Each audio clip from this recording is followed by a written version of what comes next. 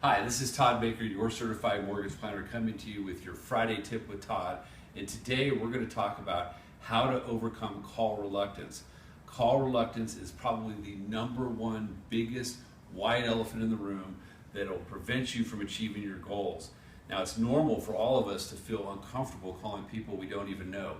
But what I find is that most real estate agents don't even feel comfortable calling their sphere and their database, and it's an activity that's constantly put off. And therefore, what happens is you don't generate the kind of lead activity that you have in that gold mine that is your sphere and your database. So the question is, how do we overcome that? So I have 4 tactics to help overcome that. Number 1 is get clear on your why. This is huge. What is your why? Is it financial independence? Is it creating a legacy for your family? Is it debt freedom? Is it helping other people achieve their goals? Take a moment and get real clear on your why, because the bigger the why, the easier that call gets to make. These calls are what's going to help you achieve that why. The next thing, and this is a real gold nugget, is have a good reason to call. It sounds sort of obvious, but the truth is you have to be prepared for what you're going to say.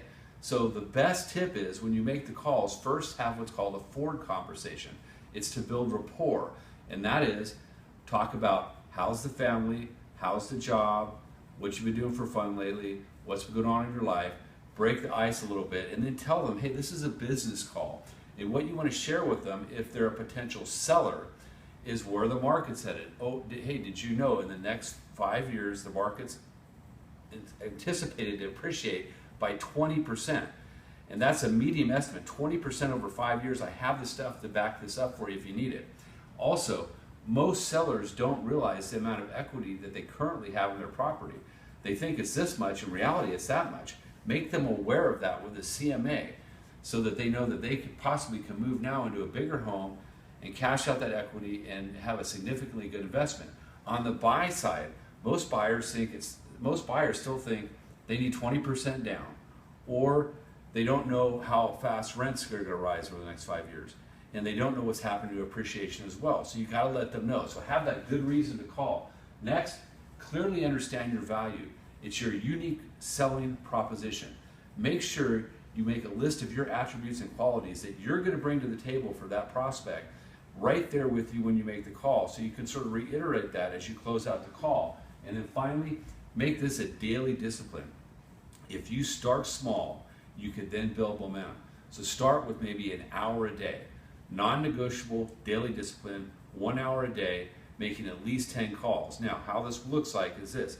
You make, let's say, 10 calls in 10 minutes, you're not done. You're going to keep going until you hit that hour. However, let's say you make on the second call, you get into a great 40-minute conversation. When you're off, keep making calls until their hour's up. And if at the end of the day you had one great conversation, that's one more great conversation than you would have had if you happened to do this daily. I promise you, if you do this as a daily discipline, you follow these simple strategies, it will double and triple your business. So thanks so much. Give me a call if you need any help with your buyers, and I hope you have a great weekend.